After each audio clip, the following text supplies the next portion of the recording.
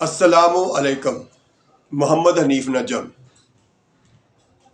سچے مسلمانوں اور اچھے پاکستانیوں، اللہ تعالیٰ آپ کی ہر جگہ حفاظت فرمائے اور ہر جگہ آپ کی نگہبانی فرمائے۔ پڑھتے رہو درود مومنو، ڈیوٹی یہی تو ہے۔ پڑھتے رہو درود مومنو، ڈیوٹی یہی تو ہے۔ سارے جہاں کی مومنو، بیوٹی یہی تو ہے۔ صلی اللہ نبینا، صلی علی محمد، صلی علی شفیعنا،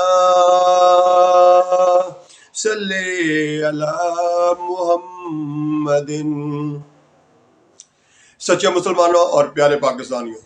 آج ہم اپنے پیارے آقا حضرت محمد مصطفیٰ خاتم النبیین صلی اللہ علیہ وآلہ وسلم کی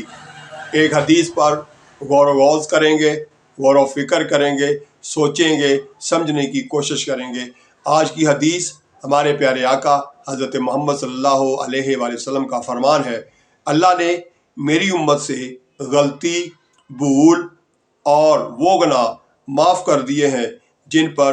انہیں زبردستی مجبور کیا گیا ہو۔ سنن ابن ماجہ، حدیث کا نمبر ہے 2045، 2045۔ میرے پیارے پاکستانیوں اور سچے مسلمانوں، اس حدیث میں ہمیں یہ بتایا جا رہا ہے کہ اللہ تعالیٰ نے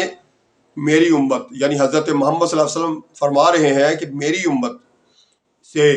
جو غلطی ہو جاتی ہے یا بھول چوک ہو جاتی ہے یا کوئی ایسا گناہ ہو جاتا ہے جو اس سے زبردستی کروایا گیا ہو تو اسے معاف کر دیا جائے گا۔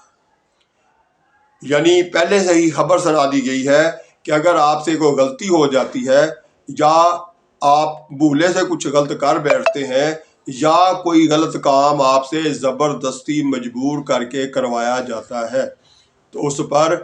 آپ کو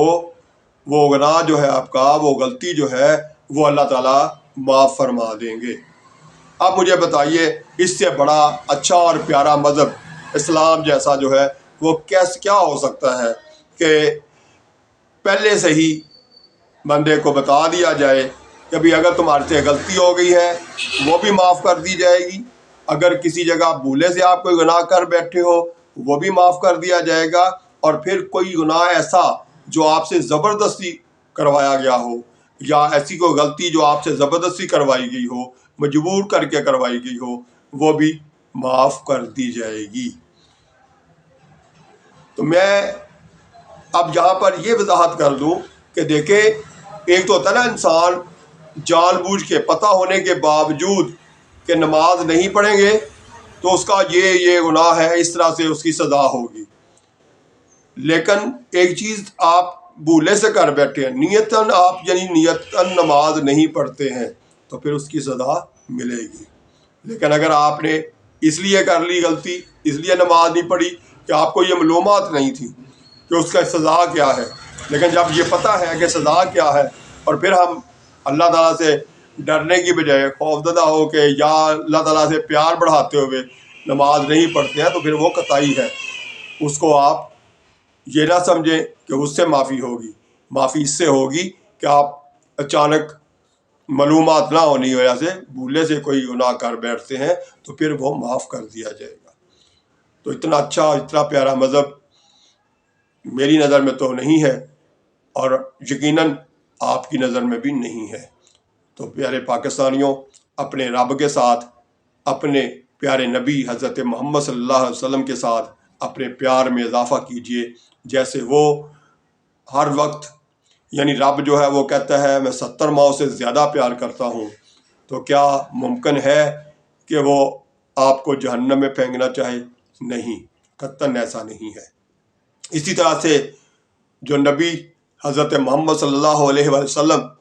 اپنی امت کے لیے دعائیں مانگتے رہے ہوں، یا اللہ میری امت کو بخش دے، یا اللہ میری امت کو معاف کر دے، یا اللہ میری امت پر رحم کر دے، تو کیا یہ ممکن ہے کہ وہ نبی آپ لوگوں کو چھوڑ کے آپ سے غافل ہو جائیں، نہیں، یہ ممکن نہیں ہے۔ ہم ہی ہیں جو ہم اپنے آپ کو پرواہ نہیں کر رہے، ہم اپنے رب کی پرواہ نہیں کر رہے، اپنے نبی کا حکم نہیں مان رہے۔ تو میرے پیارے پاکستانیوں، ہمیں اپنے آپ کو درست کرنا ہے، اپنے نبی حضرت محمد صلی اللہ علیہ وسلم کے فرمان کے مطابق، اپنے رب کے کہے ہوئے کے مطابق نماز بھی پڑھنی ہے، سچ بھی بولنا ہے، اور غیبت بھی نہیں کرنی، دوسروں کے خلاف بھی نہیں بولنا، بلکہ دوسروں کی حوصلہ افزائی کرنی ہے، دوسروں کو اچھا سلوک کرنا ہے، کیونکہ رب ہی قرآن پاک میں کہہ رہا ہے رحماؤ بینہم، وہ آپس میں رحم دل ہیں۔ یعنی وہ ہماری تعریف کیا کر رہا ہے اللہ تعالیٰ قرآن پاک میں؟ وہ کہہ رہا ہے رحماؤ بینہم، آپس میں رحم دل ہیں۔ اب ہمیں خود اپنے گریبان میں جھانکنا ہے کہ ہم کہاں رحم دل ہیں۔ جو تاجر 10 درجن چیز لاتا ہے اور پھر 10 روپے کی ایک بیچنے کی کوشش کرتا ہے، وہ رحم دل ممکن نہیں ہے۔ کیا یہ رحم دلی ہے کہ ہم جب ایک اپنے جائز کام کے لیے دفتر میں جائیں اور وہاں بیٹھا ہوا سرکاری ملازم جو ماہانہ ہزاروں روپے تنخواہ لیتا ہے، وہ آپ کا جائز کام کرنے کے لیے آپ سے مزید پیسے مانگے، یعنی آپ کو مجبور کرے کہ آپ رشوت دیں اور وہ آپ سے رشوت لے، یہ جانتے ہوئے بھی کہ اللہ تعالیٰ کے نبی یہ فرما رہے ہیں کہ رشوت دینے والا بھی اور رشوت لینے والا بھی دونوں دوزخی ہیں۔ یہ جانتے ہوئے، یہ سمجھتے ہوئے بھی، یہ پڑھ رکھا ہے، سن رکھا ہے، لیکن اس کے باوجود وہ عمل کرنے کی باری آئے تو اس کے الٹ چلے، تو پھر کیسے توقع رکھی جائے گی کہ ہمارا یہ گناہ جو ہے وہ اللہ تعالیٰ معاف کر دیں گے؟ تو میرے پیارے پاکستانیوں، ہمیں ہر شعبے میں، ہر جگہ پر اپنے اپنے طور پر یہ سوچنا ہے، جیسے ملاوٹ والوں کے لیے بھی کہا گیا کہ جو ملاوٹ کرتا ہے وہ ہم میں سے نہیں، جو یعنی اب ہر قدم پہ ہمیں سمجھایا جا رہا ہے، بتایا جا رہا ہے، اور دین بار بار سکھایا جا رہا ہے، لیکن اس کے باوجود جانتے ہوئے، پڑھا ہوا ہے، سنا ہوا ہے، جانتے ہیں لیکن عمل نہیں کر رہے، تو پھر کیا ہے؟ یہ ہمارے لیے نقصان، اسی وجہ سے ہم مشکلوں میں پھنسے ہوئے ہیں کہ ہم نے اپنے دین کو ایک سائڈ پہ رکھ دیا اور ہم سارے کے سارے ایک دوسرے کے اوپر ظلم کرنے میں لگے ہوئے ہیں۔ بے شک کہ بہت سارے مسلمان پاکستانی ایسے بھی ہیں جو اچھے ہیں، اچھے کردار کے مالک ہیں، ان کو میں سلوٹ کرتا ہوں۔ اسی طرح سے اگر آپ کو یہ میری باتیں اچھی لگتی ہیں اور آگے آپ ایک دوسرے کو شیئر کرتے ہیں تو یہ بھی ایک اچھی بات ہے